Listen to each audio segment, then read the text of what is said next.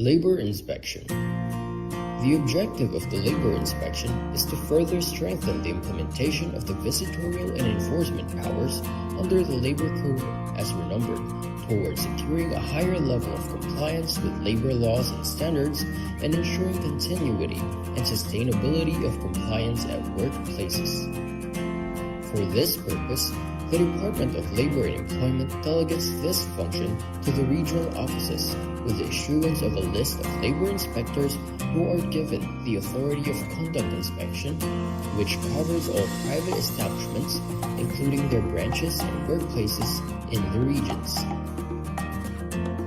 The regional offices enforce labor laws and social legislation through the conduct of labor inspection, occupational safety and health investigation, and technical and advisory visit. Special inspections may be conducted as may be deemed necessary. With the provision for mobile devices and gadgets, the DOLE developed an inspection management information system.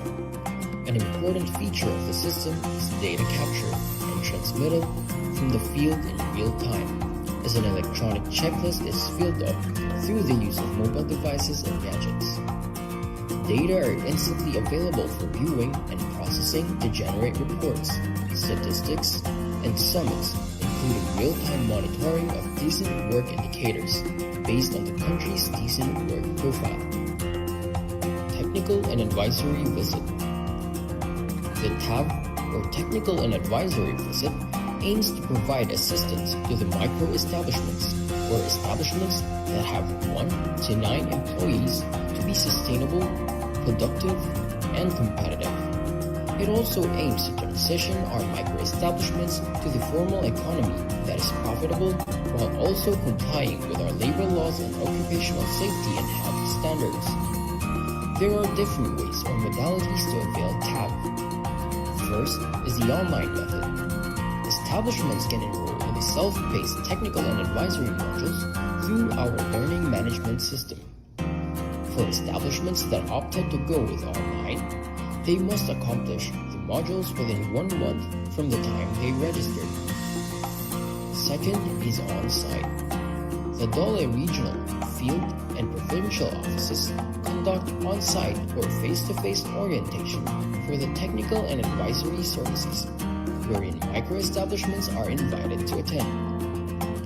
Third is hybrid setup. Establishments can enroll in on-site sessions and attend virtual meetings or webinars using various online platforms like MS Teams, Viber, Skype, Zoom, or Google Meet.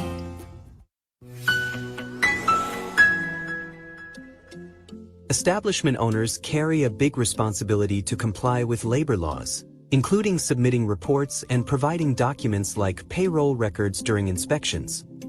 But the manual filing process is a major challenge. They need to spend time, money, and effort to fill out forms and deliver them to the DOLE office, often dealing with traffic and delays. Sometimes, there's a long wait just to confirm if the report is accurate and complete.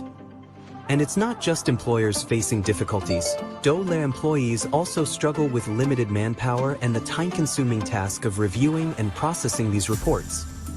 The time has come for change.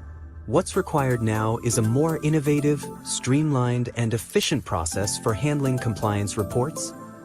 One that will simplify life not just for businesses but also for DOLE employees.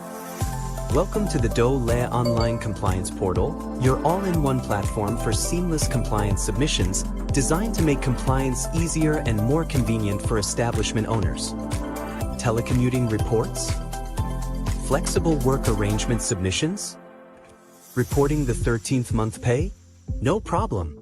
Even work accident or illness reports and the annual establishment report on wages, everything you need is now in one convenient portal. Plus, the DOLE Online Compliance Portal now includes the latest requirement for reporting movie and television shoots under Department Order 246, Series of 2024. All your compliance needs in one place, quick, secure, and hassle-free. With the DOLE Online Compliance Portal, registering your establishment is a breeze. Our automatic registration system ensures you are instantly compliant with OSH Standard Rule 1020. Once submitted, your certificate of registration is immediately available for download, saving you time and effort. If your establishment has been flagged for non-compliance during labor inspection, don't worry. Required documents can be submitted quickly and conveniently.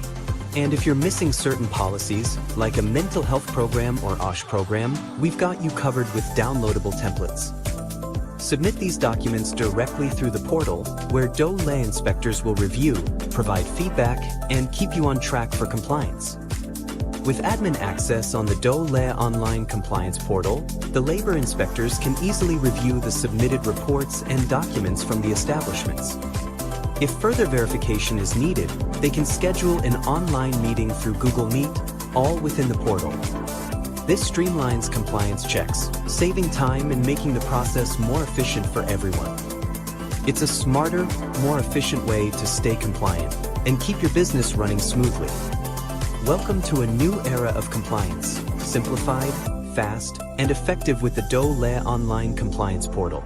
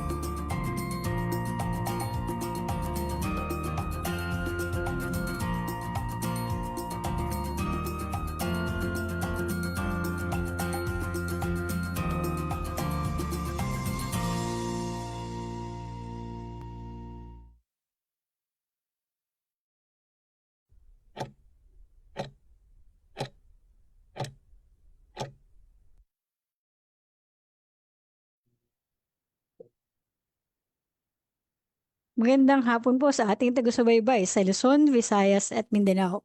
Welcome sa isa na namang makabuluhang talakayan sa ating Webinar Wednesday, handog ng Department of Labor and Employment hosted by the Bureau of Working Conditions.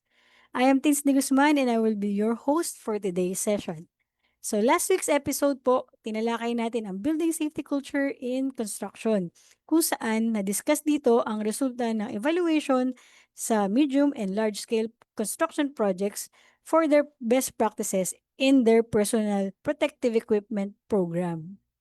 Ngayon, sa Season 4, Episode 14 po, ang topic naman na ating i-discuss ay may kinalaman sa mga practices sa iba't ibang industries pagdating sa kaligtasan na paggamit sa mga makina or equipment.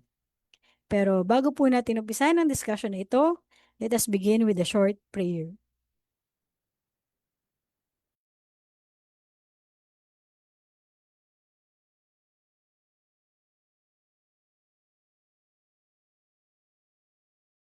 Let us bow our head and put ourselves in the holiness of God the Father, the Son, and the Holy Spirit. Dear Almighty and ever-loving God, we glorify and thank your name. You have showered us with so much blessings, and your presence continuously remind us of your faithfulness and guidance. May we humbly ask you to shower our speaker today of your greatest inspiration, so that he may share the most of his knowledge, his field of expertise, and to his respective topics. May we also absorb the invaluable knowledge, experiences, and put it into practice that we may learn today. Your infinite blessing would mean the success of this webinar. May we be a living witnesses of your genuine love through the enactment of the knowledge acquired through this activity. We ask this in the name of your Jesus Christ, our Lord and Savior. Amen.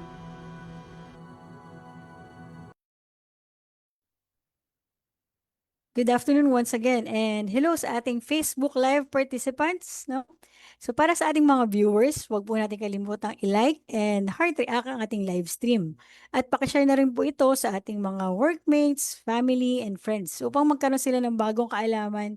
And don't forget to use hashtag Webinar Wednesday. Since nandito na din po kayo at nanonood nating Webinar Wednesday, don't forget din po to hit the follow button on our Facebook page at Dole BWC 1949 para siguradong updated po tayong lahat sa mga latest announcements ng DOLE and syempre to know more about the labor standards and occupational safety and health standards in the workplace.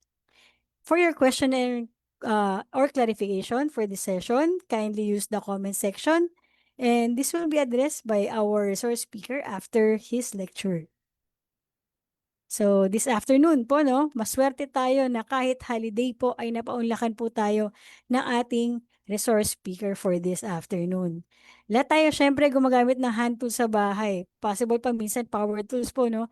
So lahat exposed sa paggamit ng mga makina and equipment. At panigurado ako na may mga kaibigan at kakilala po tayo na directly na nag-ooperate ng mga machines at equipment sa kanilang workplaces. So itong session po natin today ay mahalaga para sa kanila. No? Siguradong swak po ito at mas appropriate natin na yung na ma-absorb yung kahalagahan ng pagpapanatili ng ligtas na paggamit at pag-operate ng mga makina from start-up to shutdown ng mga planta. And hopefully, this session will help everyone to appreciate yung iba't ibang hazard controls approaches to minimize or even eliminate the risk that our workers are being exposed to. So, wag na nating patagalin pa. Let me introduce to you our distinguished guest speaker from the Philippine Society of Mechanical Engineers to share his expertise on a vital topic for workplace safety.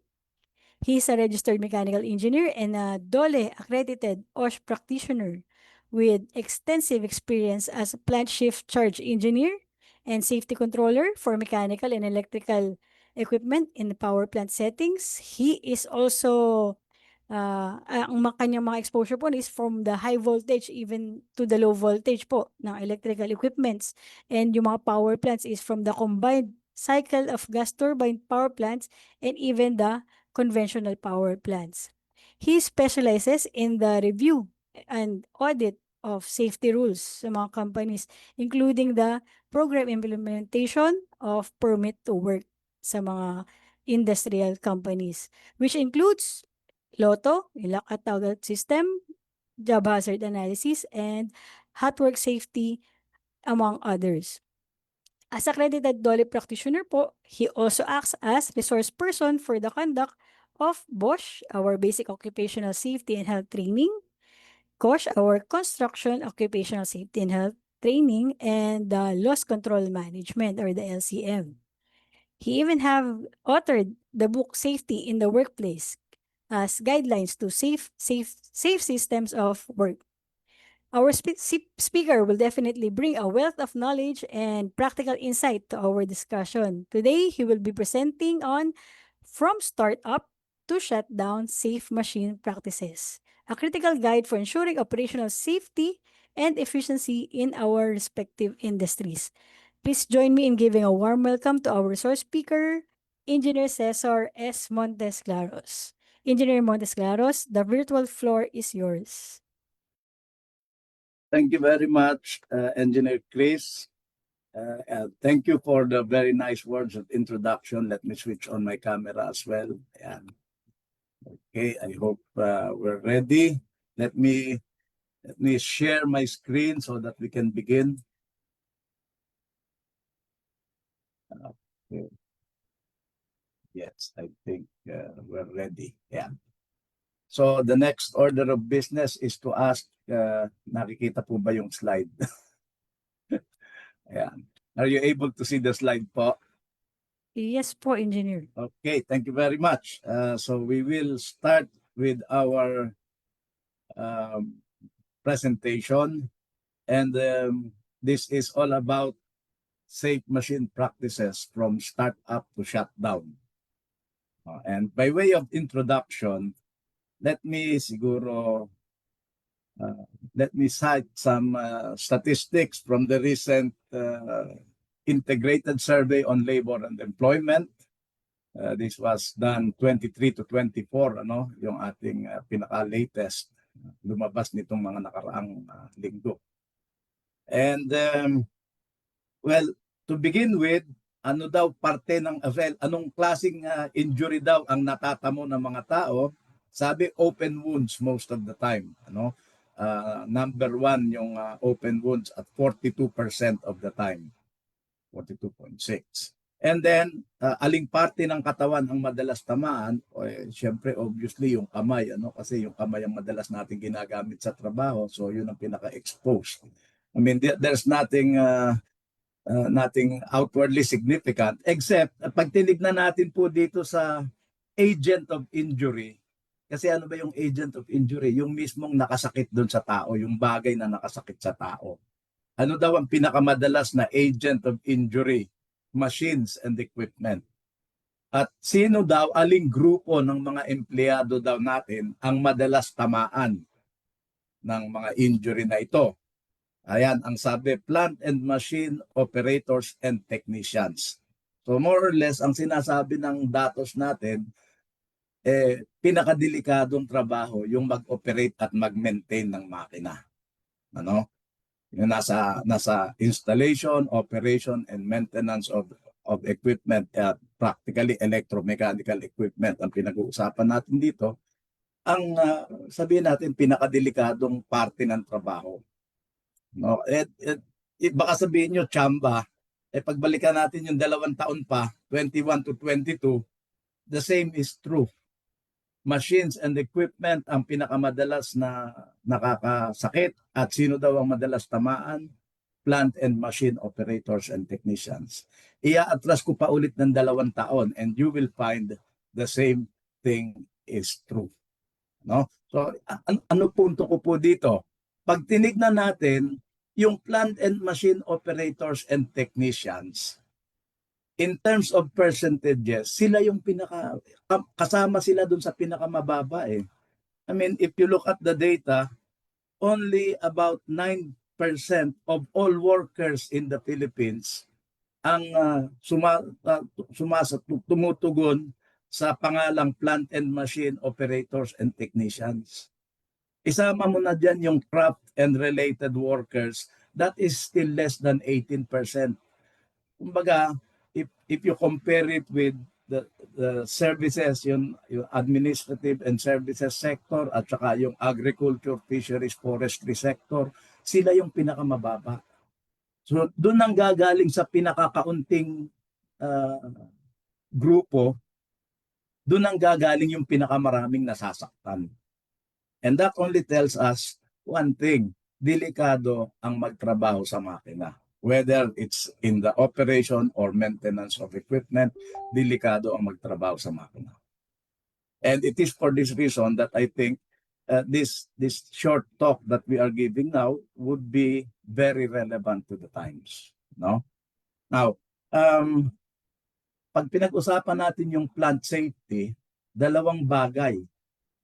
Una, meron tayo nung tinatawag na process safety, and meron din tayong personal safety. Medyo ipaliwanag natin ng kaunti. Yung process safety po refers to yung mga measures na gagawin natin to keep the process itself safe. So ibig sabihin po, ang tinitignan natin dito yung integrity ng operating systems natin na dapat maganda ang integrity, operational integrity, which will eventually include, of course, yung maintenance, as will be shown later. So ang kaso po dito, when you have incidents involving process safety, medyo matindi ang effect. The incidents are usually catastrophic in nature. Medyo matindi ang impact kapag yung process safety ang na-neglect natin. Kaya a lot of big companies will have a special focus on process safety. Yung mga malalaking kumpanya, especially yung mga companies that handle hazardous materials, they are engaged in the process safety aspect of their operations. Hindi ko naman po pwedeng sabihin lahat kasi marami din, especially yung hindi kalakihang kumpanya, ang hindi masyadong nakakasunod dito sa mga requirements ng process safety. And in fact, yung Navotas Ice Plant na nag-leak yung ammonia, kasi normally sa mga ice plant, ammonia ang ginagamit naman natin dahil one of the best refrigerants yung ammonia, no? Except for the fact that it is also hazardous. So ano nangyari dito sa ammonia leak dito sa Navotas Ice Plant? There was a large leak of ammonia in the system which resulted in the death of 2 personnel. 2 plant personnel ang namatay, and worst po, 96 people outside of the plant had to be hospitalized because of the effect of ammonia. The only silver lining is walang namatay dun sa 96. Pero imagine mo na hospital ka because of the effects of inhaling ammonia vapor. Napakadelikado, no? And so, yan, that is an example of a process safety failure. Ano? Now, when you talk about personal safety, which is also known as occupational safety, ang focus natin sa mga operating personnel, sa mga workers natin, ano? So safety of personnel. And this is safety of personnel during normal operation, during maintenance activities as well. So dapat po tignan natin ito dahil ang effect naman ito usually either ikinamamatay or ikina-injure ng mga workers natin, no?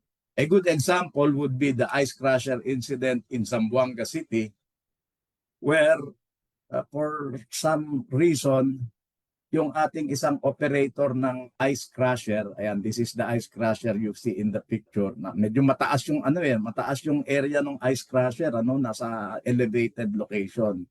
Yung operator naipit yung paa niya. At dahil hindi naman agad mapatay, dahil mataas nga yung location, hindi agad napatay yung ice crusher, nilamon ng ice crusher, nagiling yung, magmula dito sa paa hanggang sa tuhod, nagiling yung kanyang, the thing that you see here is, hindi po yan tela, that is the fiber, yung mga katawan niya, no, yung kanyang mga muscle fiber, yung mga mga buto-butong na durog, ayan na nakikita nyo diyan. And this is, again, a good example of what happens when we neglect yung occupational safety in the workplace. Mamaya babalikan natin. I would like to, medyo gusto nating himayin ng konti yan mamaya.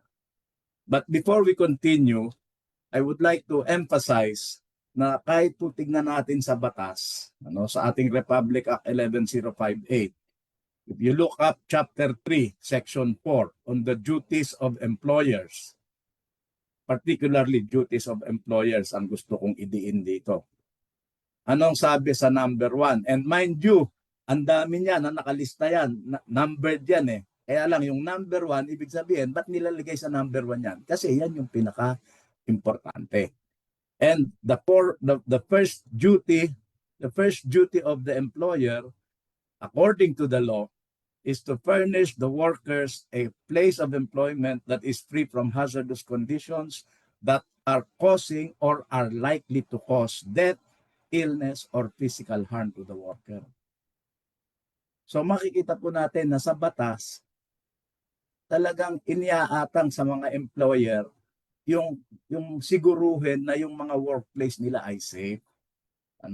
Yun yung gusto kong i-emphasize kasi po, alam nyo, per experience, from my own experience, pag yung mga kumpanya, ang prime mover ng safety in the workplace ay yung mga bossing, yung mga general manager, plant general manager ang nagtutulak ng safety, ang ganda ng kanyang effect sa safety culture. And that is something that we still lack here in our country. A lot of companies here, pagka may problema tungkol sa safety, iba mo kay safety officer, bahala na siya. Which is really, really wrong. Kung minsan nga nagkakaroon pa ng mga issue na yung production manager at saka yung safety officer nag-aaway o nagbabangga. Bakit? Kasi ang gusto ng safety officer, itigil muna yung trabaho, pero ang gusto ng production manager, production. when it should not be the case. Dahil alam nyo, sabi, management should be responsible for safety. So, ibig sabihin po, pareho sila ng goal eh. Dapat hindi sila nagkakaroon ng pagtatalo. Which is very sad, ano? Kasi yun nga yung problema, if management is not concerned with safety, you end up with a very, very bad culture of safety in the workplace. Which, ang sakit pakinggan, pero totoo. Marami po yan dito sa atin. No? But I digress, ano? Let me get back to the point, to what we are talking about. So how do we make our workplace safe? Alam niyo, medyo aktivista ako ng konti, pasensya na kayo. Ano? So how do we make our workplace safe? For operational activities, the usual control measures, yung mga pinag-aaralan natin sa basic safety, yun ang pinakamaganda. Of course, in the proper order of preference. So you start with elimination, you try to eliminate the activity that is causing the hazard. If that is possible, all the better. Kung hindi naman, you might want to check, pwede ba substitution? We might have a way of using something that is less hazardous instead of this thing that we're using now. Particularly true for chemicals. And then isolation, ventilation, etc. And we can lump them all into one category, engineering controls. Ano? Tapos, isunod natin dyan yung administrative controls, changing the way the person does the work in order to reduce his exposure to the hazards. Included dyan yung SOP, yung mga standard procedures na ginagamit natin, training, safety signage, etc. No? Marami pong mga kasama dyan sa administrative control. And then finally, with the proper personal protective equipment. I want to underline proper here. Kasi alam nyo kung minsan akala natin basta nasabi lang ay may PPE. Hindi lahat ng pagkakataon tama yung PPE na ibigay. No, kung minsan yun din ang problema pa. Okay? Consider the following. Una, sabi natin safety starts with the design. At totoo po yan, ano? Like when you say proper sizing of equipment, tama ba yung equipment na, yung size ba ng equipment na ginagamit mo, angkop para dun sa mga kailangan sa requirements ng iyong process. So yung mga operating parameters dapat tinitignan natin and angkop ba yung ating mga ginagamit na equipment. Second, materials of construction. The material of construction should be compatible with the working fluids. Kumbaga, hindi po pwede yung hindi sila magkatugma pero ginagamit natin, it will result in incidents, no, that can harm people. Redundancy for critical equipment. Nagdadagdag tayo ng additional items of this particular equipment, especially kung mga critical yung equipment na yon. And then, of course, we have controls, no? We have alarms, interlocks, and protection, yung mga protection systems natin sa mga makina, automatic controls, etc. And we have also proper grounding, yung electrical grounding, especially yung mga floor-mounted machines natin. Minsan nane-neglect yan, ano? Very important ang grounding. And then, of course, last but not least, yung ating machine safeguarding principles. Ngayon, yung safeguarding principles, I think, if you remember, last April lamang natin pinag-usapan dito sa Webinar Wednesdays yan. Naka-attend ako niyan. And ang ganda ng discussions.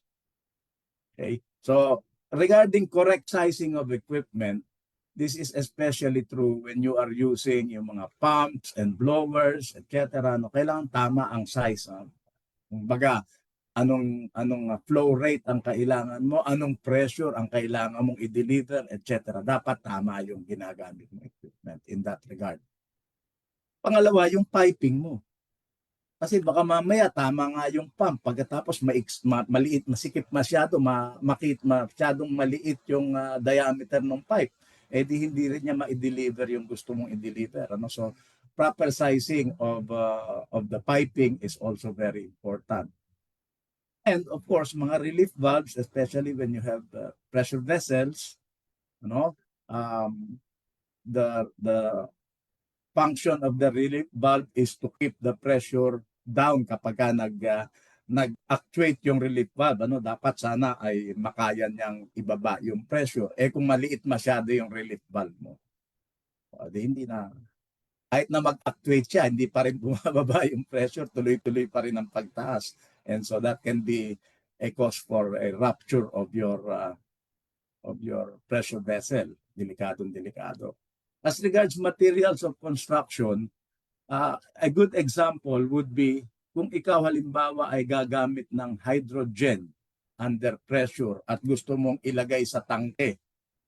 You have a tank containing hydrogen under pressure, it will not be good to use carbon steel. Why? Because carbon steel is not compatible with hydrogen. Ano nangyayari? The hydrogen will cause stress cracking. Nagkakaroon ng, ang tawag dyan, embrittlement. Stress-induced embrittlement of the carbon steel because you use hydrogen nasa loob. Hindi kaya ng carbon steel. You should be using material that is really yung angkop dun sa hydrogen. Another example, kung halimbawa ang condenser mo gumagamit ka ng ammonia for the pH adjustment, huwag mo sabihin gagamit ka ng copper tubing kasi madaling maubos yung copper tubing kapag inaatake ng ammonia yon. So of course, generally speaking, when you have corrosive materials like acids or bases inside your lines, you should be using piping and even gaskets that are corrosion resistant to the particular acid or base that is in the line. So we have correct sizing of equipment and materials of construction. Next, we have redundancy of equipment. Dinadagdagan mo ng additional na unit. The best example I can think of is your fire pump. Kung ikaw ay merong mga nasa building ka na mataas at merong kang fire pump, normally you don't rely on one fire pump because of the criticality of the service of the pump. Ibig sabihin, if it so happens na nag-malfunction yung pump mo kung kailan may sunog, paano na?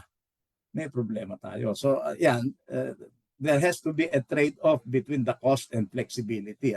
Talaga i-consider nyo yan. But normally, yung mga fire pump mo will be on the average, general application, 200% ang ating redundancy dyan. Ibig sabihin, you have one pump that is able to supply the whole requirement of the building, and then you have two additional standby pumps, each having capacity to supply on their own. Each one, kaya niyang isupply sa sarili niya. So ibig sabihin, if one pump fails, the primary pump should fail, you still have the secondary, and then you still have the second backup. May backup ka, and then you have a second backup. That makes you safer. Kasi kung sakali nag-fail yung isa, meron ka pa. So yun yung ibig sabihin dun sa redundancy.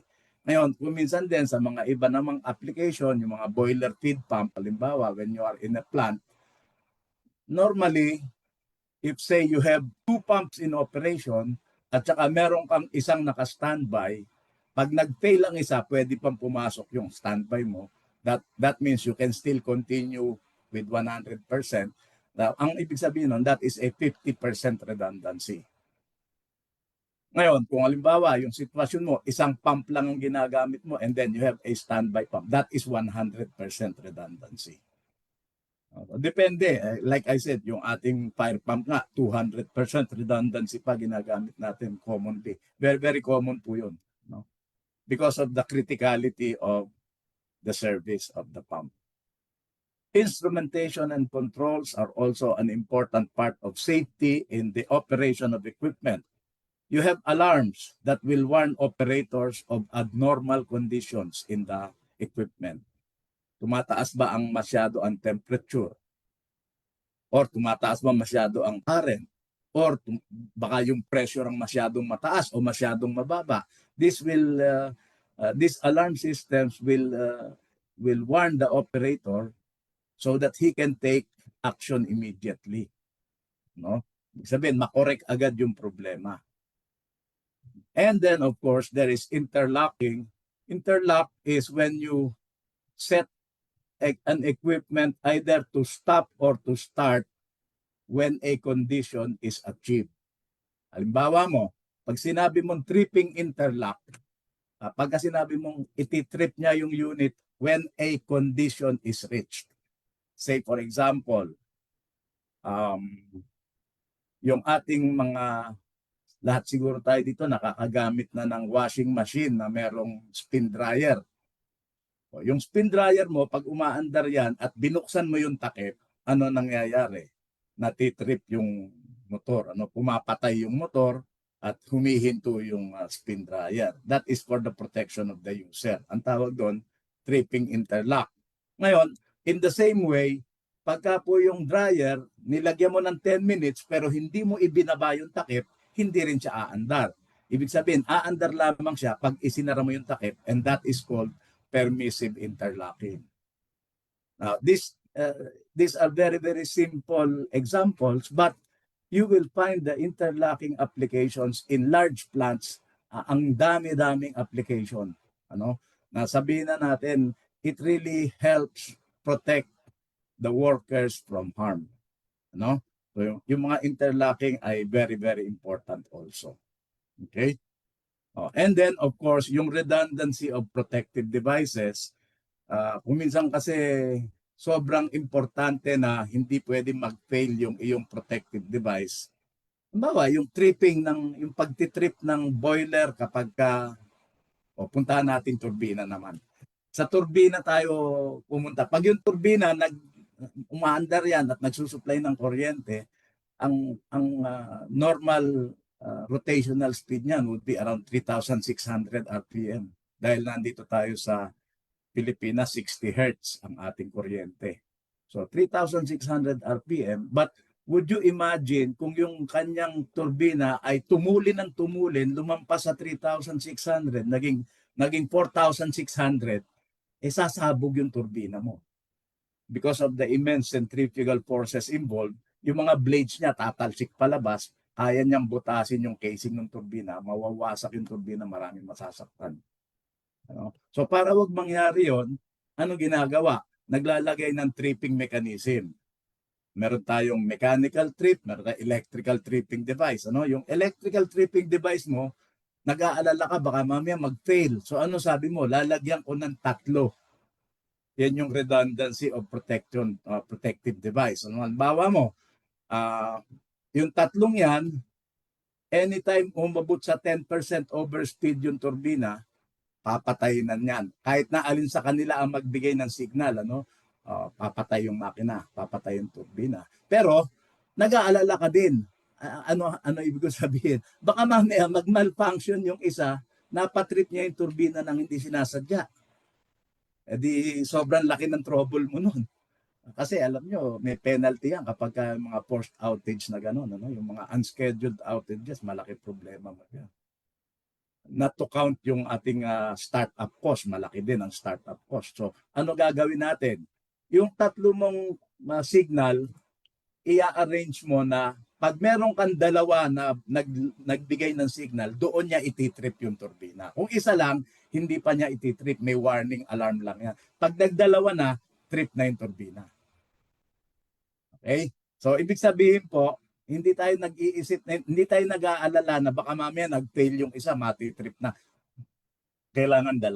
Pero anytime 2, 2 out of 3 ang tawag natin dyan. 2 out of 3, magtitrip yung turbina mo. So, hindi na niya paaabutin doon sa mag-overspeed kasi at 10% of the overspeed pala. Halimbawa, 10% overspeed from the normal. So, 3,960 trip na turbina.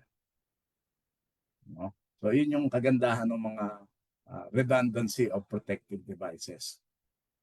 Now, talk about grounding. So, marami po ang hindi nagagamit ito, pero totoo, ito isa sa pinaka-importanting proteksyon ng mga operators ng makina. Electrically operated equipment should be properly grounded. Proteksyon ng operator against electric shock. It can also help prevent electrical fires. No? And of course, during yung mga excess voltage, ang bawa natin nagkaroon ng power surge o kaya lightning strike, masisira equipment mo pagka hindi properly grounded. Pero kapag ka properly grounded, may protection ka against power surges. No? And then, of course, yung napag-usapan natin na machine safeguarding, na sabi ko nga ay napag-usapan nito noong April, kaya hindi ko masyadong lalaliman, just to mention, it prevents contact of workers with moving parts, as well as it prevents objects from falling into the moving parts, specifically mga high-speed shaft. Kailangan, we should make sure na walang tatamaan. Now, I would like to mention lang in passing, yung nakalagay sa ating standard according to Rule 1202. All all moving parts of prime movers, transmission equipment, and all dangerous parts of driven machinery shall be effectively guarded, unless so constructed or located to prevent any person or object from coming in contact with them. So kailan lang daw po pwedeng walang guard ang moving part ng makina? Kung hindi maaabot ng tao. No? Kung hindi maaabot ng tao. So siguro, pag tinignan natin, yung electric fan mo, yung desk fan, kasi madidikitan mo yun, kailangan may grills. Pero yung ceiling fan na nasa mataas, hindi mo na nilalagyan ng grills kasi malayo na siya, hindi na maaabot ng tao. Okay? So, yun yung issue diyan. Ang sabi ng ating libro, kapag ka anytime pwedeng abutin ng tao yan, yung mga moving parts na yan, dapat may harang. Dapat may machine safeguarding application, which can be either by location or distance, by machine guards, yung mga fixed enclosing guards or movable guards with interlock, adjustable guards, devices, like the pullback device or the restraint device. You have the safety tripwire cable, 2 hand controls, automatic feed and ejection, robots. When you have robots in your workplace, wala nang tao dun sa lugar na yun, robot na lang gumagawa, kaya it's very efficient. Very effective para ingatan ng tao. And then, of course, you have telescopic switch systems, among others. Marami pa iba yan, pero alam nyo, pinag-usapan na nga nung nakaraang buwan, kaya hindi ko na masyadong i-discuss. Review lang ang ginawa natin. At this point, I would like to go back to that incident, that ice crusher incident in Zamboanga, where, kung tama ako dun sa pagkakadinig ko, parang ang sabi, yun daw kasing operator, pumasok ng lasing, kaya siya naipit. Pumasok ng lasing, nagtrabaho siya kahit lasing siya, kaya siya naipit. Now, of course, ako, number one rule naman yun na sabi, everybody is responsible for his own safety. Diba? Everybody, we are all responsible for our own individual safety. Diba?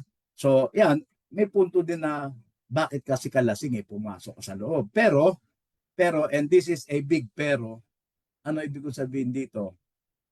Yung guard ba, bakit ba nilalagyan ng guard? Bakit ba nilalagyan ng machine guard? Kasi ang sabi, all moving parts of machinery that can be reached by people should be guarded. At bakit kaya naglalagay ng guard? Para sa matinong tao ba yung guard?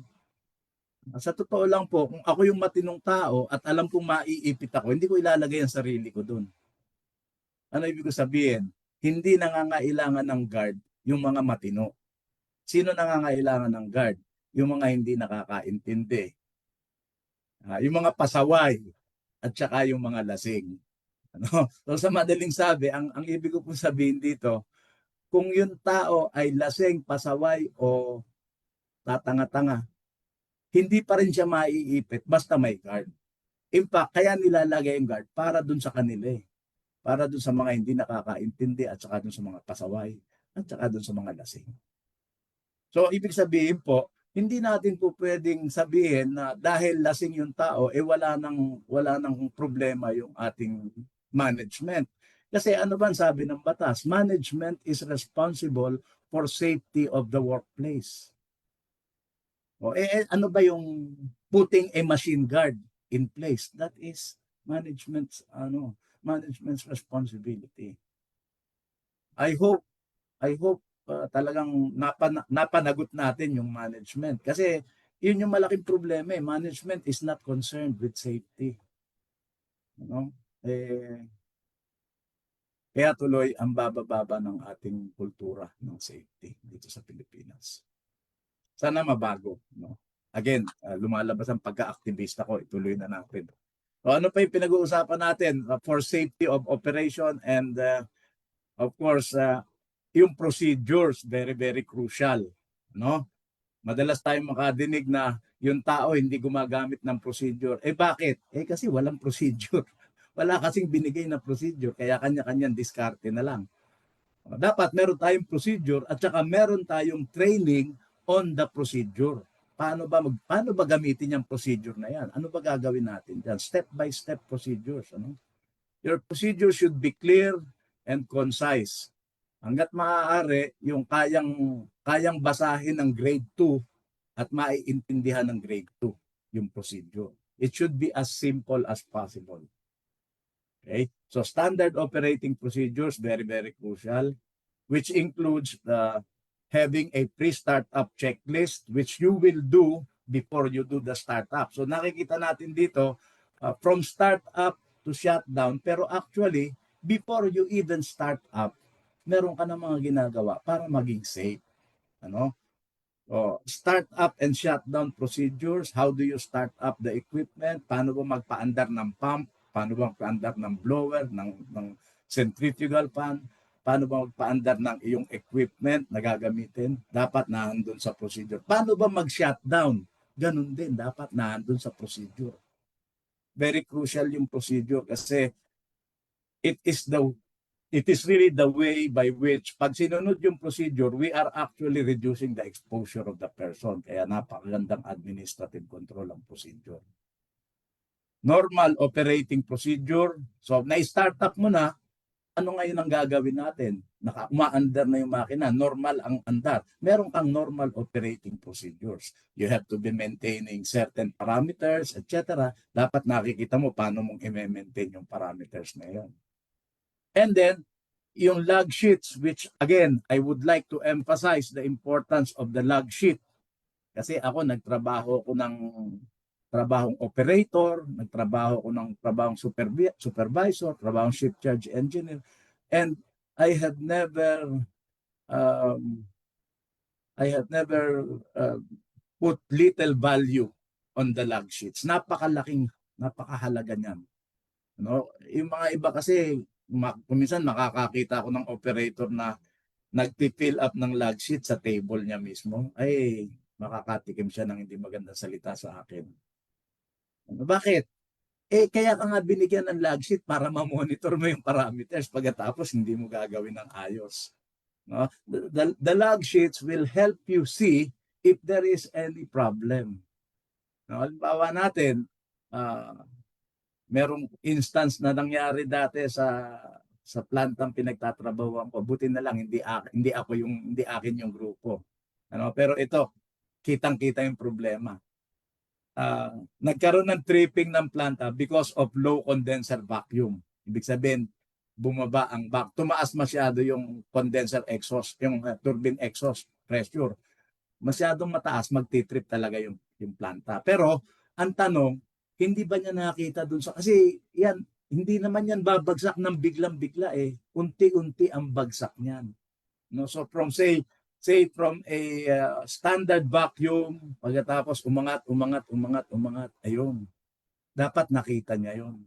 Kasi kung naglalag siya, kung talagang tinitignan niya yon every hour, makikita niya, uy, pataas You can do already something about it May gagawa ka na Ang problema, yan, madalas, pag hindi malinaw sa utak ng operator na kailangan niyang gawin yan, ang tawag niya dyan padagdag sa trabaho. Kasi sabi niya, automatic naman eh. Ano pa ba kailangan kong basahin diyan? Pero sa totoo lang, napaka-importante niyan. Ano? It really helps you to properly monitor ano ba ang operating parameters natin. Tumatama pa ba tayo? No? And then, of course, yung mga equipment changeover. Halimbawa mo, gusto ko maglipat from the operating pump to the standby pump. From the, an operating boiler feed pump to the standby boiler feed pump. How do I execute the changeover? Kasi normally yung mga planta po binibilang ang running hours ng equipment. Pagka umabot ka na dun sa running hours, shutdown ka muna, ito naman ang i-start, ayan, para magbalanse sila. And if you cannot do that properly, kung hindi maganda ang procedure mo sa pag change over, baka mag-trip yung planta. Yun, malaking problema yun. So you have to have procedures on changeover and training on the procedures. Dapat alam na mga tao paano gagawin. And of course, we also want to consider yung emergency operating procedures. Ano ibig sabihin nito? How do you operate kapag may mga abnormal condition? No? So, ano yung mga emergency procedure? Ano yung mga emergency steps na kailangan mong gawin to ensure the safety of your people, the equipment and the people? Dalawang bagay. Kasi yung equipment, pag nag-fail, usually ang kasunod nun masasaktan din. Subukan mong bumagsak yung seal oil pressure ng generator. O wala kang ginawang aksyon, ano mangyari? Sumingaw yung hydrogen palabas, umabot dun sa exciter kung saan may mga spark dun, sabog ka na dun. Malaking problema na yun. So ibig sabihin po, we have to be able to decide immediately kung tayo yung nasa mga position of responsibility, ano gagawin ko pag ganito. Kaya ako nung bago-bago akong control operator, meron akong mga index card na sinulat ko doon mga emergency operating steps. For a particular emergency, ano gagawin? Particular emergency, ano gagawin? Yun, palaging nasa harapan ko yun pag nakaharap ako sa control board. Yun, hawak-hawak ko yan. Pag walang trouble, kasi hourly lang naman ang reading, so hindi ako nagmo-monitor. Sige, magbabasa ako nito. Ang nagagawa niyan, it is retained. Mabilis akong umaksyon kung sakali nagkaroon ng trouble sa labas ng planta, na apektuhan yung planta, ano gagawin ko? How do I save the plant from tripping? Very crucial. Okay? And then, of course, yung mga pre-startup checklist natin, ano daw ang kailangan mong makita doon? Una, I have to say this is important for complex systems, especially after long outages. Pagka matagal na naka-shutdown, kailangan meron tayong mga checklist na ginagamit to prepare the equipment or to prepare the plant for the startup. No? So the checklist will ensure that no items will be missed. Kasi kung yan ay ilalagay mo lang iaasa mo sa sarili mong isip, chances are, kung magaling ka talaga, baka wala ka ding nalampasan. Pero, who knows? Kung meron kang checklist, lahat madadaanan mo. Hindi mangyayaring may makakaligtaan ka. Kaya tayo nag-checklist. Yung startup and shutdown procedures should be available for individual equipment and for the system as a whole. And again, let me emphasize, the procedure should be understandable, very, very simple. Mahirap yung, alam nyo, kung minsan may mga procedure ako nakikita dati na parang kung hindi ka nag-aaral talaga, kung hindi ka engineer, kung minsan yung mga ibang operator, hindi naman engineer. Ayun. Baka hindi nila maintindihan. Kailangan yung procedure natin ay madaling intindihin para magagawa ng tao pag naiintindihan niya. And it must be well disseminated to all workers concerned. So, alam nyo, isa sa mga key functions, key responsibilities ng ship charge engineer is to keep on drilling their people on the emergency procedures, on the, well, not just the emergency procedure, but practically all procedures. Pag ako nag-iikot ako sa planta at nakita ko yung field operator ko sa sa condensate system, nandun siya. Tatanungin ko siya, ano gagawin natin pagka ganito nangyari? What do we do? And he will explain to me ano yung mga step by step na gagawin. Ando naman ako sa boiler, ganito sistema, ano gagawin natin? So, ano nangyayari? If the people are aware that their higher ups will check on them, they keep studying. Pinag-aaralan nila palagi. Ano ba gagawin natin? Pagka ganito, baka tanungin ako. Baka matanong ako ng aming shift head. Ano gagawin? Kailangan alam ko. Again, kailangan po nanggagaling sa taas yung initiative. Ganon din, yung mga bossing namin, kami din Alam nyo, sa totoo, nung una akong dumating sa planta, dun sa Oman, first day of reporting, unang binigay sa, pagkatapos, kasi pagpasok mo sa planta, diretso ka sa plant general manager, courtesy call muna. Pagkatapos namin mag-pleasantries, yung, how are you? Are you already settled? Ayan, et cetera, et cetera.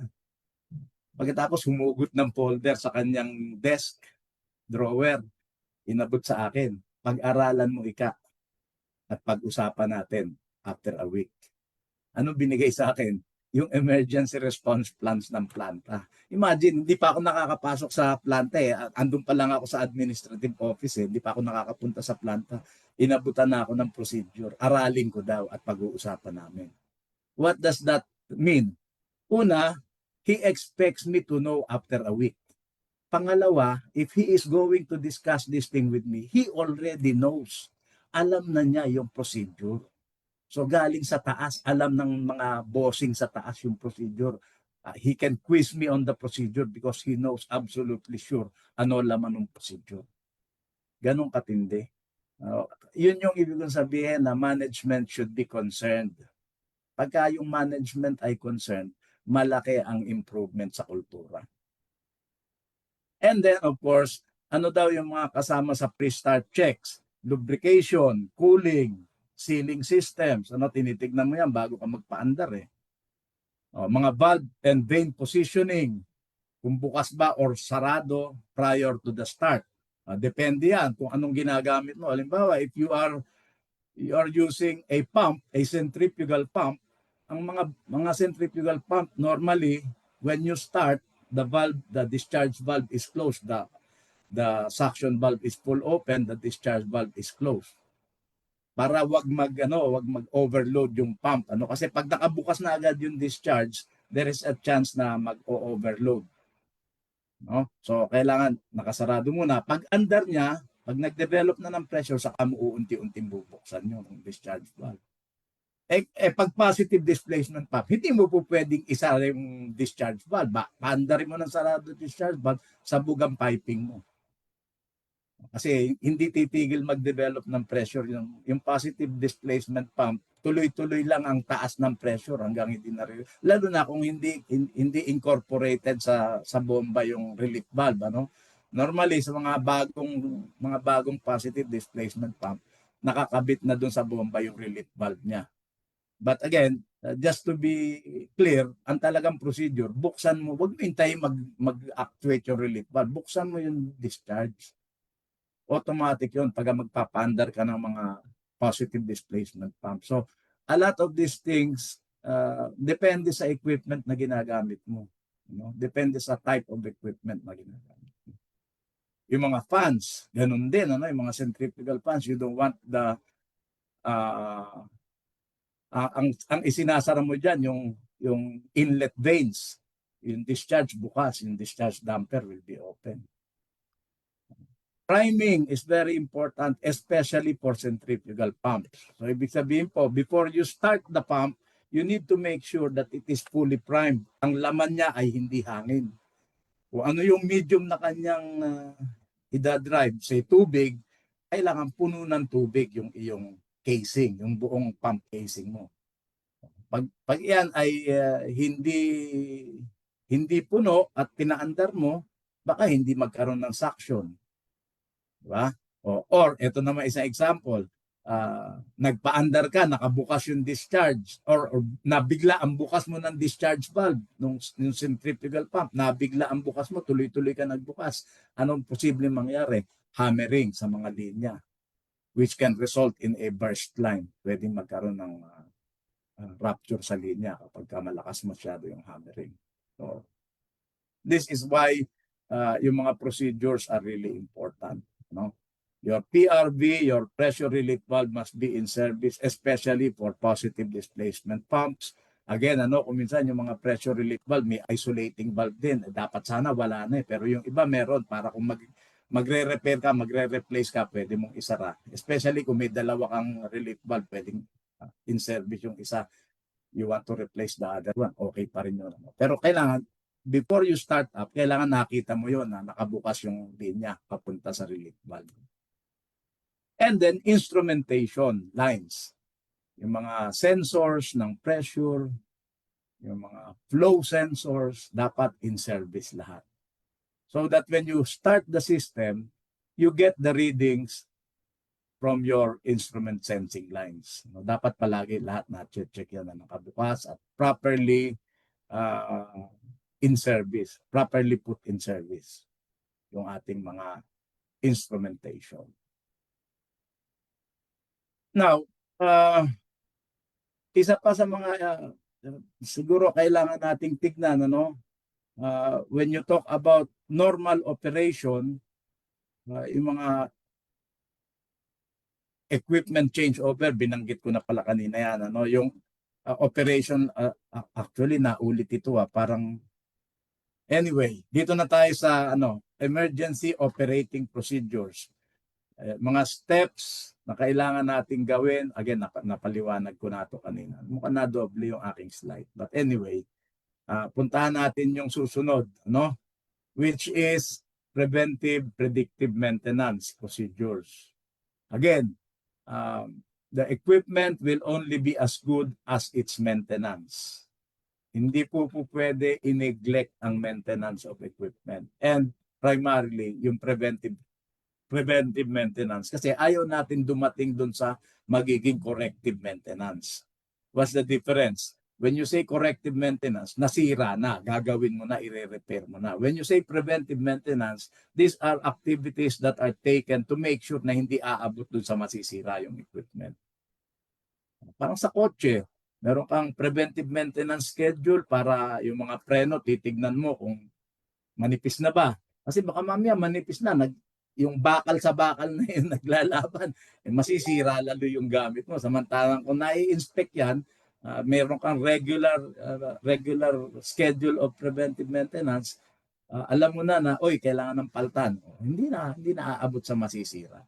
No? So, ganun din sa mga planta. Marami tayong mga kailangan tignan na dito usually sa planta, ang tinitignan mo yung mga running hours. After so many running hours, subject to preventive maintenance na change oil, kung ano kailangan tignan, inspection ng mga packing, etc. No? So, you must have a schedule in place. Usually, ang gumagawa niyan yung planning. Yung planning ang nag-ator ganyan in coordination with asset management team. And then, yung periodic inspection of critical equipment. Let me again go back to the ammonia plant. Yung ammonia kasi, konting singaw niyan, at yan madalas na magkakaroon ng leak sa mga seals, sa mga pump seals, yung mga valves, yung mga valve stem. Yan, pagka mga kaunti-kaunti na dumami, marami na yung leak. Delikado na. So dapat yan, periodically, meron tayong sukat, meron tayong pang-detect ng ammonia, tinututukan natin, and nire-record natin yung findings natin. So yun, dapat may checklist na gagamitin, and then the checklist should be kept in, should be retained. Your checklist should be retained for later on kung kailangan pag-aralan, ano ba nangyari, ba't ba nagkaroon ng aberya. Tignan natin checklist. training on the proper inspection procedures of equipment. Especially, sabi ko nga, yung mga equipment na medyo ang dala niya ay high hazard substances. No? We have to be able to train our people on the proper procedures. And then, emergency equipment testing and heat run. Yung mga generator natin, meron tayong emergency generator. Hindi naman po pwede yan na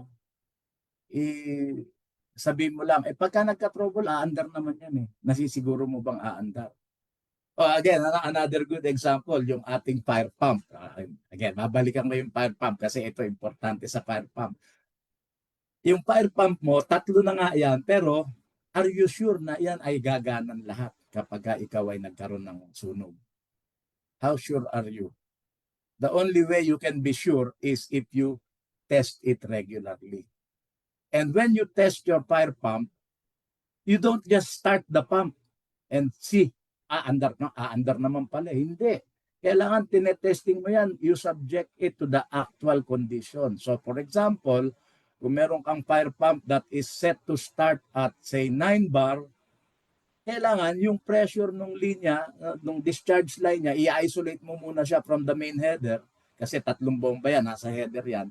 So, i-isolate mo siya from the main header, sarado mo yung discharge valve niya. And then, i-bleed mo ngayon yung pressure ng linya niya. Pag bumagsak sa 9 bar, dapat makita mong umandar yung bomba. Pag nakita mong umandar, tignan mo ngayon yung pressure. Is it developing pressure? Tignan mo yung current ng ating motor. Is it drawing in the right amperage? Baka mamaya overcurrent pala siya. O may problema pala kaya naka-overcurrent yung motor. After a few minutes, trip na yun. Kailangan makita natin na maayos lahat yung condition, no? Yung tulo ng seal, kailangan tinitingnan natin yun, na hindi masyadong malakas, hindi naman masyadong mahina, just enough to give proper lubrication and cooling to the packing glands. Yun yung mga tinitingnan, nakalagay sa checklist lahat yun eh. So when you have a checklist, it has to be accomplished properly. Because sabi ko nga, the checklist will make sure that you do not miss out anything. So the second pump, ang starting pressure niya naman is at 8 bar. Kailangan pag tinesting niya, saandar siya sa 8. Pag hindi umandar at 8 bar, that is called a failed test. You have to call in instrumentation and control. Sabihin mo sa kanila, ay may problema yung pressure switch nito, hindi gumana at 8 bar. It's supposed to start at 8 pero umandar siya at 7 bar na. Yung 7 bar para na dun sa emergency diesel pala. Ganun. Example lang, halimbawa lang. So, kailangan makita natin yung testing. And then once it runs, you have to keep it running for a while. Hayaan mong umandar. Yung iba kapag ganun may minimum recirculation line para hindi naman mag-init din yung tubig dun sa loob. May minimum recirculation line yan para to keep the flow, keep a minimum flow requirement, para hindi siya maproblemahan. And you check kung wala bang magiging problema. Mga 20 to 30 minutes na umaandar yung pump. Wala mong problema. All situation normal. Lahat ng readings mo tama. Okay. Shut down. And keep it back. Put it back in normal operating mode. Bukas ang discharge. Itong mga fire pump, bukas agad ang discharge kasi you expect it to run automatically. The other thing about the fire pump is there is already pressure in the line kaya pwede na nakabukas ang discharge valve. The pressure in the line is maintained by your jockey pump. So kung may pressure na, hindi na siya prone to overload yung ating centrifugal pump. So hindi problema kahit buksan mo yung discharge valve. Okay. And you should open it because it's supposed to run automatically. Anong bali nung umandar yung bomba kung wala naman palang discharge? Ikaw pa ngayon ang tatakbo para buksan mo yung discharge valve. Hindi mangyayari yun. Hindi maganda. Okay? Guys, so far, ang napag-usapan natin ay yung mga tungkol sa operational activity. How to be safe when we are doing operational activities. However, ang sabi po ng datos, hindi lahat ng mga insidente ay nanggagaling sa operational activity. According to the European Agency for Safety and Health at Work, up to 44% of all major industrial incidents are directly linked to maintenance-related activity.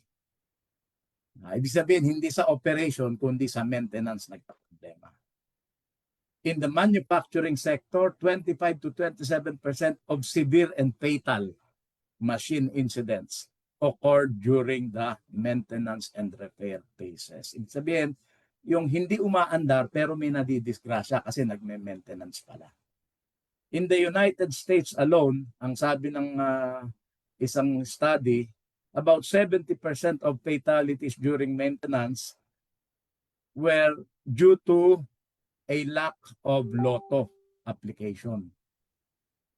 And in the chemical process sectors, over 50% of accidents investigated by the Chemical Safety Board were directly linked to maintenance-related activities. So again, although yung ating title from start to shutdown, you will have to bear with me. I want to emphasize this point. Hindi lamang sa operation nagkakaroon ng aberya. Naka-shutdown na, nagkaka-aberya pa. Bakit daw? Bakit daw maraming aksidente sa maintenance? Kasi, babalikan ko yung sinabi ko kanina, during operational activities, ito pong mga ito, magandang i-apply. Di ba? Yung mga pinag-usapan natin, engineering control, administrative control, and PPE, magandang i-apply. However, when you talk about maintenance activities, these very controls, itong mga control measures mismo na ito, ang inaalis natin. Yung mga guards, tinatanggal natin. Halimbawa, meron kang ganitong equipment. Sabi sa'yo, palitan mo yung belt. Cesar, pakipalitan mo yung belt. Ano unang gagawin ni Cesar? Babaklasin niya yung guard para mapalitan niya yung belt. The moment tinanggal mo na yung guard, wala ka ng protection. Kasi kaya nga nilagay yung guard para wag kang madikit doon sa moving belt. Tinanggal mo, wala ka ng protection. Ikaw yung electrician, sabi, i-troubleshoot mo nga yung panel. Normally, the panel will be closed. And so you can never get in contact with a live conductor because the panel is covered. Kaya lang, pag sinabi mag-troubleshoot ka, ano gagawin mo? Bubuksan mo yung panel. And then you will be exposed to the conductors that are inside the panel. Your operating procedures, which were designed to keep you safe during operations, can no longer be used because it is not operational phase. Hindi na siya operational Hindi na po pwede yung procedure na dati mong ginagamit. So yung administrative control nawala din. A good example is what happened in a Mandaue factory sa isang malaking planta ng pagkain dyan sa Mandaue City, kung saan namatayan sila ng isang worker. Bakit daw? Meron silang isang malaking makina doon sa planta, ang tawag ay pulverizer. From the very name pa lang, pulverizer. Ano nangyari? Isang araw, kailangan daw magtrabaho ng tao sa loob ng pulverizer. So anong ginawa nila? Normally, of course, i-shutdown mo. Patayin mo yung equipment, naka-shutdown na, ano sabi ng mga bossing? Sige, pumasok ka na. Nakapasok na yung tao sa loob, and then, what happened? Umalis sila. Yung mga taong naiwan doon sa labas, umalis na. Walang tao dito ngayon. Dumaan ngayon yung isang operator. Unfortunately, nag-isip siya, ano kaya ito? Ba't hindi umaandar tong pulverizer? Yung kailangan maandar to Ang ginawa niya, pinaandar niya. Anong nangyari dun sa tao? Na-pulverize. Siyempre. Pulverizer Ano ibig kong sabihin, guys? Very basic lang Kumbaga, hindi dapat mapapaandar. Napaandar, namatay yung tao. Sino may kasalanan dito ngayon? Baka mamaya sisihin pa natin yung pumindot. Sabi natin, kasi pinindot mo, namatay tuloy. Mali. Kasi, At the very least, kung meron silang lockout, tag-out procedure, hindi na sana mangyayari yun na mamatay yun. Kahit anong pindot mo, pag naka-lockout, tag-out, hindi mamamatay yung tao. Hindi aandar yung makina eh. Diba? Ano ba ginagawa sa lockout, tag-out? Ako yung papasok sa loob. Ang una kong pupuntahan, yung breaker. Punta ako sa breaker, switch off the breaker, rock it out, put a lock and tag. Kahit na anong pindot mo dun sa start button, hindi aandar kasi naka-rock out yung breaker, nakakandado. Sino may hawak ng susi? Ako, napapasok sa loob ang may hawak ng susi. So no way na mapaandar yon kung sakaling nasa loob pa ako. Paglabas ko, pwede ko nang ayusin ulit, balik ko na ulit sa normal yung breaker, pwede nang paandarin. Nasa labas na ako. That is how easy the lotto is. And yet, hindi natin ginagamit. I mean, guys, lahat na halos ng plantang napuntahan ko sa labas ng bansa, ginagamit yung lotto. Pero dito sa Pilipinas, nangyayari pa rin ito sa atin. No? Ang dami pa din ganito. Yung iba naman, hindi naman namamatay. Napuputo lang ang kamay, napuputo lang ang daliri, kuminsan, o ang paa. No? So, bakit nangyayari yan? Kasi yung lotto, hindi natin na-apply. Ba't hindi na-apply? Kasi wala sa standards. Kasi yung lotto po, although it was started, the US, in the US, they started using the lotto in 1989. Pero na-codify, naging codified federal regulation siya. Nasama siya sa OSHA CFR, no? Naging codified federal regulation 1990. Ang problema, yung update natin, yung ating revision 1989, kaya hindi nasama yung lotto. Hanggang ngayon, wala po sa ating libro, wala sa yellow book yung lotto. And I suppose that can be one of the reasons why hindi na i-implement, hindi na i-inspect na maayos, hindi na i-enforce na maayos kasi walang procedure sa ating libro eh. Ano hahanapin ng inspector? Kailangan magkaroon ng procedure. Kaya yun yung isa sa mga advocacy ko eh, na yung mga lockout, tag-out, permit to work system, dapat masama na sa ating code. Para nang sa ganon, pagka nag-inspect yung mga authority, they can enforce kasi may code, nakalagay kung ano hahanapin. Yun. Actually, dun sa DO 198, yung previous na IRR, andun yan sa sa ating tawag dito, yung list of matrix of violations and penalties. Pag wala kang loto, 40,000 daw eh. Kaya lang ang problema, ano hahanapin ng mga inspector tungkol sa loto? Hindi naman nakalagay sa libro. Kaya ang hirap i-enforce. No? Ito pa isang example. A power barge that was in Iloilo 2020, kasagsagan ng COVID. Ano nangyari dito? Isang umaga, may isang mechanical technician ang magtatrabaho daw siya sa ibabaw ng industrial fuel oil tank ng Power Barge 102 at gagamit siya ng acetylene torch. Can you imagine using an acetylene torch on top of the industrial fuel oil tank, very near the vent, very near the atmospheric vent of the tank? So ano nangyari? Obviously, sumabog yung tangke, nabutas yung tangke at tumapon yung langis, yung industrial fuel oil, tumapon sa dagat. Umabot hanggang Guimaras yung oil spill. Ganong kalaking oil spill ang nangyari. Depende sa dyaryo yung babasahin mo. Sabi nung isa, 250,000 liters. Yung isa naman sabi, 100,000 liters. I don't know kung sino nagsabi ng totoo. Pero all the same, this should not have happened kung meron sanang maayos na permitting system. Yung hot work permitting system sana, kung maganda, it would have been prevented from happening. Kaya lang, hindi lahat ng pagkakataon kung may permitting system ka na ay okay na. Ang sabi ko palagi pag nagbigay akong training ng permit to work, the permit to work system will only work if you make it work. You have to follow the rules stringently.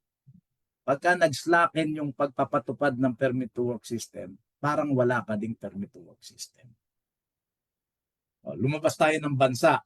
Puntahan natin itong Exxon Medupi Unit 4 sa South Africa. 2021 po, COVID times pa rin, nagkaroon sila ng hydrogen explosion internal to the generator. Pero sa loob po ng generator nang galing ang pagsabog, nakita nyo naman hanggang labas, nakita nyo nangyari sa bubong.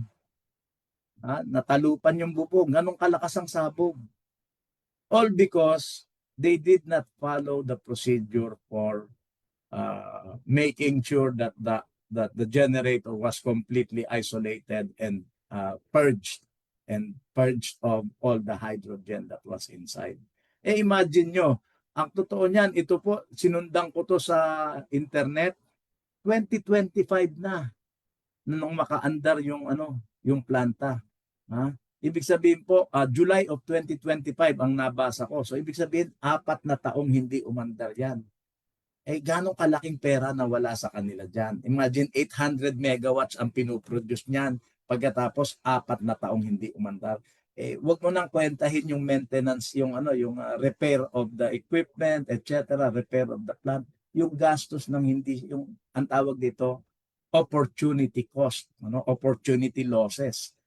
Magkano nawala? Billion yan. Because of the 4 years na nagdaan.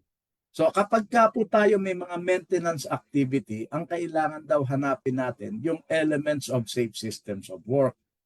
Like, one of the elements is permit to work systems, isama mo yung LOTO procedures, isama mo yung safe confined space entry procedures, hot work safety, safety in electrical works, control of excavations, etc. Marami pa iba yan, yung magpapatesting ka ng welding, gusto mong i-subject to X-ray test, o dapat meron kang radiological test permit. Meron ka din, halimbawa, mag-heavy lifting kayo, may mabigat na ipabubuhat sa crane, o dapat meron kang critical lift permit. So marami po yan, hindi lamang ito, pero ito yung pinaka-common na nagagamit. And ang machine-related accidents, again, if you look at the study, 51% of all reported machine-related accidents because of lack of LOTO. OSHA estimates that about 85% of machine-related fatalities can be prevented. And sabi dito sa 2008 study, around 70% of all majority of the cases nangyari because of a lack of the LOTO procedures. And a 2024 study naman, 59% of all LOTO-related accidents were due to a complete absence of LOTO procedures. The lockout tag-out is very, very important, especially, sabi ko nga, palagi sinasabi, it is the most, or rather, it is the only effective way of really protecting your maintenance people from harm when doing maintenance activity. Okay? Control of hazardous energy, kasama dyan yung locking and tagging of the devices na ating gagamitin to isolate the equipment. Now, the permit to work system is, of course, another element, and the permit to work is a formal recorded process used to control work which is identified as potentially hazardous. It's a means of communication among the various groups within the workplace, site management, plant supervisors, operators, contractors, maintenance workers, magkakausap silang lahat. And the permit to work system is used in conjunction with the other elements. Halimbawa, ang sabi natin, when you talk about the safe systems of work, the permit to work system is actually at the hub. Nasa gitna yan. Say, for example, the way to be safe is to isolate the equipment from all sources of energy. You have a LOTO permit, isolation permit. If you're going to do hot works, you want to make sure that the hot work will be safe. You want to execute a hot work permit. You want to enter a confined space or send somebody to enter a confined space to do work inside, confined space entry permits. You want to do live electrical work, you have a live work permit. You want to do excavation permit. Work at heights permit, etc. So yan po, dapat sana, if we use the system properly, yung mga maintenance people natin will be very, very safe then. Hindi lamang sa operations, hindi lamang from start up to shutdown, kung hindi idamay na rin natin pati yung maintenance. No, your permit to work system should include procedures for proper identification of the equipment. That means you have proper equipment tagging at the local site. Safe equipment isolation and return to service. Procedures for LOTO. Procedures for the issuance of permit, for the cancellation of permit. Dapat may tamang procedure tayo kung paano i-issue at paano i-cancel ang permit natin. You have procedures for special permit like live work, test, and restoration of supplies. And you have to have a procedure for the authorization of competent persons who will perform the various responsibilities in the permit to work system. So yung mga issuer, yung mga safety controller, yung mga permit acceptor, hindi pwede kahit sino lang ang tatanggap ng permit. Kailangan may training yung mga tao. Alam natin na kaya niya. Alam niya lahat ng kailangang rules para sa pagtanggap ng permit. Ano ang responsibilities niya. Dapat meron tayong authorization procedure within the workplace. And then finally, you have audit procedures. Para naman masiguro natin, kasi sabi ko kanina, if you have a permit to work system, but the procedure is not implemented properly, if the nag-i-slacken yung ating implementation, is the same as having no permit to work system at all. Malungkot yun. So ibig sabihin, dapat merong periodic audit. Tinitingnan natin ang procedure. Is it in line with the actual way we are doing it? Is it in line with the procedure that we have? Yun yung audit. Kailangan makita natin. And if there are concerns, then maybe we need retraining. Tatawagin nyo ako pagka retraining. Okay? Medyo may konting plugging. Okay? So, what are the other activities that warrant the use of a permit to work system? Confined space entry, at works, work at heights, excavation and trenching, radiographic testing of welds, lifting, etc. So marami pa yung mga binanggit natin kanina, isama nyo rin. Okay? Oh, guys, one last thing before I end the talk. Medyo mahaba na tayo pero ginanahan din ako. Sorry. Anyway, one last thing. Ayan, meron na po akong librong natapos. The book is entitled Safety in the Workplace, Guidelines to Safe Systems of Work. The book is out already. Let me show you a copy. This is the copy of the book. Ayan. And this book is not available in the bookstore kasi ang daming hinahanap sa akin ng bookstore na papeles. Hindi ko pa makapos-tapos kaya hindi ko pa nailalagay sa bookstore. So, still, you can order it. You can scan the QR code here. If you want to order, you scan the QR code and it's available already. I'll send it to you via courier na lang siguro. Until we get it out to the bookstore, yun lang muna pwede mangyari. Now, let me show you what's inside the book. Chapter 1 is an introduction. Chapter 2 is the HIRAC, the risk assessment procedure. Chapter 3 deals with machine safety, followed by electrical safety and chemical safety. And then you have the LOTO in Chapter 6 and confined space safety in Chapter 7, followed by hot work safety and work at heights procedures, and then control of excavations. And then Chapter 11 deals with the permit to work system. The permit to work system is the glue that holds everything together. And then Chapter 12 is just a conclusion. Okay? Again, the book is available on order basis only dahil hindi ko pa nadala sa bookstore. Pasensya na. You can scan if you want. Scan if you want to order. Scan the QR code. And that's about it for me this afternoon, ladies and gentlemen. Any questions? I don't know if we still have time for questions, but in the meantime, let me thank you all very much. I have enjoyed giving this talk to all of you. I hope you enjoyed it with me. Thank you very much. Thank you very much, Engineer Cesar, for that thorough and eye-opening presentation po, no? And I agree with you, Engineer, when you mentioned that the permit to work will only work if we make it work, no? Kasi during nung nasa private din ako, na-experience ko din, na-observe ko din, na nasa company yung implementation, no? Kung talaga bang strictly implemented based on the procedure or magiging paper compliance na lang yung mga permit to work na requirement natin. So, ayun po yung importance na, no? Kasi malaki ang impact niya when it comes to safety ng ating mga workplaces. And I hope that our viewers appreciate the importance of your lectures po, no? Especially the permit to work, no? Yung mga yan, the lotto. And I'm sure na maraming natutunan ang ating mga viewers. And now, no, it's time for some question and answer na po. So we are now going to start answering the questions submitted during today's presentation. But you can still submit po your questions through the comment section. And the Bureau will be happy to share the answers and advice. So, Engineer Cesar, for our first question for this afternoon, ano ang ibig sabihin ng lockout, tag-out at bakit ito mahalaga bago mag-ayos o maglinis ng makina?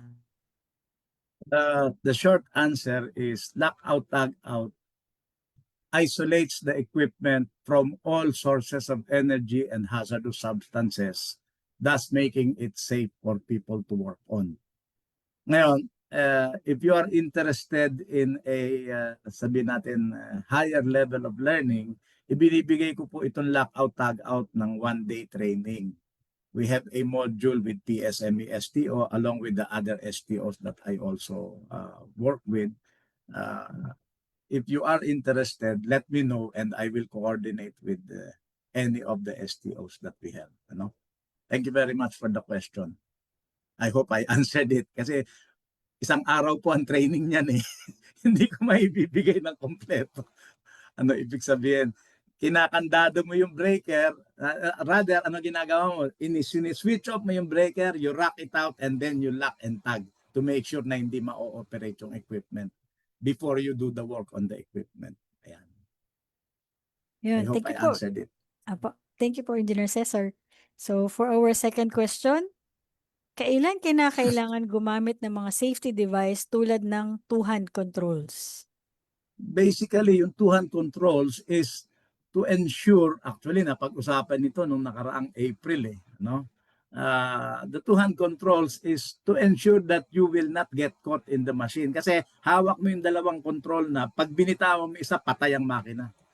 So that ensures na hindi ka maiipit. Kasi the moment bumitaw ka sa isa, namamatay na yung andar ng makina. So hindi ka na maiipit. Ano? Basically, yun yung protection ng two-hand controls. So, Thank you po, Engineer Cesar. So, for our third question, beyond machine guarding, what are the critical environmental controls necessary to maintain a safe working environment around operational machines? well, there are quite a lot, really. Siguro, if you're using equipment that will generate hazardous atmospheric contaminant, then you might want to use LEV, local exhaust ventilation, to make sure that the atmospheric contaminants are immediately addressed. Of course, if the heat is in the general space, then you want maybe proper ventilation. We're talking about environmental controls. So mostly ventilation, filtering, yung mga filtering devices, like sa ospital, siguro nakakakita tayo ng mga air purification devices sa ospital dahil maraming mga hazards na naglipa na sa atmosphere, yung mga virus. So meron tayong mga air filtration together with meron pang yung mga ultraviolet light. Kasi ang belief diyan, yung ultraviolet light kayang patayin yung mga virus. So I suppose these are just some of the controls that we can implement kapag tungkol sa environmental issues ang pag-uusapan. Yeah. Thank you po, Engineer Cesar. So for our next question, what are the non-negotiable safety protocols that must be strictly implemented during the initial startup or commissioning phase of new machinery? medyo mahaba-habang istorya yan, no? Kasi alam nyo, I also worked in the commissioning phase and among other things, ano, yung mga pre-start check ng equipment. So, sa mga motor, ano, halimbawa sa mga motor, you want to check for the rotation. Tama ba ang rotation nito? Baka mamaya pag under, baliktad pa. Dahil kung minsan nagkakabaliktad ang ating termination, baliktad ang rotation ng motor. So, before you do the initial startup, meron kang rotation check. Ano? And what else? Yung mga vibration, ano, pag umaandar na, uh, all of this during the commissioning phase. Ngayon, of course, during the startup na, yung ibig sabihin, natapos na commissioning pero nag-shutdown ka and then you want to start up again, meron ka sinusunod na checklist.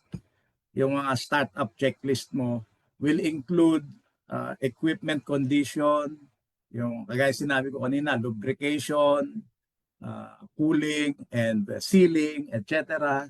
And then, yung mga valving, ano ba ang dapat na posisyon ng valvula pag before we start, the discharge valve, should it be open or should it be closed? The suction valve, should it be open or should it be closed? Etc. Yung mga ganun tinitignan natin. Ano? And then, of course, knowing na in-accomplish mo yung checklist, you can rest easy na wala kang nalampasan kasi may checklist nga. Yun ang importansya ng checklist. Yeah. Thank you po, Engineer Cesar.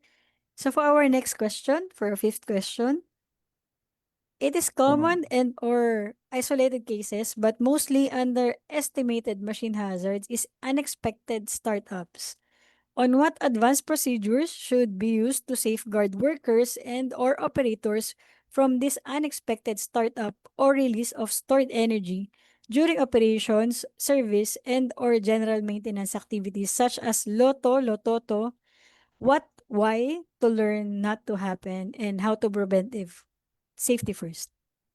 Actually, the answer is in the question already. Ano? What do we need? We need to apply the LOTO. Ano? The LOTO is, kumbaga, parang a term of endearment for the LOTO. Ano ibig ko sabihin? LOTO, lock out, tag out, try out. Kaya naging LOTO kasi dinagdag niya yung try out. Pero sa totoo lang, hindi mo na kailagdag yung try out kasi yung procedure is LOTO and among the steps in the LOTO, you have that last try out. So ibig sabihin kung isasama ko yung try out, kailangan isama ko din yung mga ibang steps. Hindi na siya LOTO. Hahaba na nang hahaba yung pangalan niya kasi there are 6 basic steps in the LOTO. Which I think baka humaba tayo pag piniliwanag ko lahat yung 6 steps na yun. Kasi kagaya na sinabi ko, isang araw ko binibigay na training ito no? So proper identification of the equipment, safe isolation of the equipment, and then once you isolate, you want to be able to dissipate stored energy, and then you want to check on the integrity of isolation. Tama ba ang isolation ko? Wala bang leak? And then finally, you want to try it out. And then, of course, pwede nang lock and tag. Huwag nyo kalimutan yung lock and tag. Nakalimutan ko. Pagka po tapos ng, once you operate the isolating device, you switch off the breaker and rock it out. The next step is to lock and tag. Always. Halimbawa, nagsara ako ng barbula. After I close the valve, the next step is to lock and tag. You don't do it later. Ngayon mo gagawin yun. So yun yung 6 na step natin na sinasabi ko, no? And each step will have a lot of considerations. Kaya ang suggestion ko siguro, if you want, you can let us know kung gusto nyo ng comprehensive training, we can give that to you. Thank you very much for the question. Thank you po, Engineer Cesar. For our next question, is it okay safety officer of the company to authorize machine operators or need a certification from STO? Ano kaya ibig niya sabihin dito? Is it okay safety officer of the company to authorize the machine operator? The operator, machine operators have to be trained. And usually, ang nagbibigay ng training sa mga operator, yung operations group. Not the safety officer. The safety officer takes a look at the various safety angles, pero hindi siya yung nagbibigay ng training eh. Ang binibigay na training ng safety, yung training on safety. Pero yung training on the actual operation of equipment, normally ang nagbibigay niyan yung training department ng kumpanya. Yung training department ng kumpanya. And I suppose sila na magbibigay ng certification of training. Hindi naman usually nanggagaling sa STO yan. Pagka yung operational aspects. I hope I answered the question. Yes po, Engineer. So, thank you po, Engineer.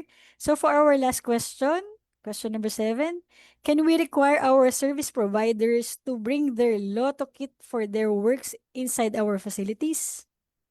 Ganda ng tanong niya. And the answer is yes. Provided that it is in your Lotto program. Kasi dapat po, pag meron kang Lotto procedure, dapat meron kang Lotto program, written Lotto program. And yung written Lotto program, it will show all the things that need to be done. Kung nakalagay dun sa Lotto program mo na yung mga contractors will bring their own Lotto equipment, pwede rin naman. Kaya lang, you have to also counter-check. Ano ba yung Lotto equipment na dala nila? Are they really Lotto equipment? Kumbaga, baka mamaya, sinabi mo, okay, magdala kayong Lotto equipment. Tapos, ang dala niya, yung kandado na rabbit. yung mga maliliit na kandadong nabibili dyan sa mga maliliit na tindahan, baka hindi sufficient. I don't know. So siguro, if you are going to allow contractors, then you want to make sure that the equipment that they bring along are actually qualified as real Lotto equipment, Lotto devices. Ayan. Yes. Ayun, maraming salamat po, Engineer Cesar. So, once again, maraming salamat po sa ating speaker, Engineer Cesar Montes Claros Jr., for being with us today, even on a holiday po, no? Ay, napaunlakan nyo kami, no, sa aming invitation para magbahagi ng inyong expertise sa ating Webinar Wednesday. My Any pleasure. final thought po, Engineer Cesar, for our viewers? Well, medyo paspasan yung discussion kanina, no? I hope that people also got some ideas that they can use when they get back to their workplaces tomorrow or kung kailan man, ideas that they can use to make their workplace safer, and if need be, you can just call on us, give us a nudge. And we are always willing to help out. Whether you want to introduce the Lotto in your company at gusto nyo magkaroon ng procedure, we can do that for you. Or the permit to work system, we can do that as well. But I think ang isang gusto kong iwanan dito para sa para sa DOLE mismo Sana mai-codify natin yung dalawang yan, yung lockout, tagout at saka yung permit to work. Kasi pag nasa libro na yan, mas madali nang i-enforce. Ngayon kasi ang hirap i-enforce dahil wala naman tayong basihan I cannot blame the inspectors kasi paano naman sila mag-i-inspect? Paano naman sila maghahanap? Ano hanapin nila? Wala naman sa libro. Sana magawa ng paraan, I hear that we are doing a revision of the standards. Sana paglabas ng standards, meron na. Kasama na sila. Thank you very much po. Thank you so much. Thank you, Engineer Cesar. Also, thank you po sa lahat ng nag-submit ng questions, no? Kung meron po kami hindi nasagot ngayon, rest assured po na ang aming social media team ay sasagutin ang inyong inquiries later. And we hope na nakuha natin or na-absorb natin ang topic natin for this webinar session, no? And higit sa lahat ay may apply natin on actual ang inyong mga natutunan today. At tayo mismo ay maging bahagi on keeping and observing safe operations para sa ating mga machines in our workplaces. Let us remember po, no, sabi nga ni Engineer Cesar kanina, that safety is everyone's responsibility. And that concludes po our webinar for today. And I believe that we can say that it has been a very productive day dahil napakarami po nating natutunan from our speaker. And if you have further questions, you may send us an email at ask@bwc.dole.gov.ph or you may call the Dole Hotline 1349. Again, please follow us at Dole BWC 1949 on Facebook, X, YouTube, and Viber to stay up to date with the latest announcements and activities from BWC and Dole. I-share na rin po ninyo ang video na ito online at huwag kalimutang gamitin ang hashtag Webinar Wednesdays para mas marami pang maging informed sa mga programa ng BWC, Dole at ng aming mga touch agency para sa kapakanan ng manggagawang Pilipino. If you missed po any of our webinars, you can also visit our YouTube channel at doon po ninyo mapapanood lahat ng ating Webinar Wednesday episodes from Season 1 to Season 4. At bago po natin tuluyan tapusin ang ating webinar for this day, syempre binabati po natin ng Eid Mubarak ang ating mga kapatid na Muslim. Isang makabuluhan, masagaan at mapayapang pagdiriwang po sa inyong lahat. Once again, this is your host, Engineer Tins de Guzman, and on behalf of the Bureau of Working Conditions, thank you for joining us today. Stay safe and see you again sa ating next episode.